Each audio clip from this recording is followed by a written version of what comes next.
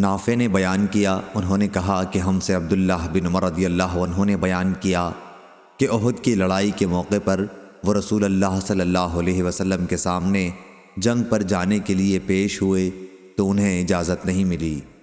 اس وقت ان کی عمر 14 سال تھی۔ پھر غزوہ خندق کے موقع پر پیش ہوئے تو اجازت مل گئی۔ اس وقت ان کی عمر 15 سال تھی۔ نافع نے بیان کیا کہ جب میں عمر بن عبدالعزیز رحمہ اللہ کے یہاں ان کی خلافت کے زمانے میں گیا تو میں نے ان سے یہ حدیث بیان کی تو انہوں نے فرمایا کہ چھوٹے اور بڑے کے درمیان 15 سال ہی کی حد ہے۔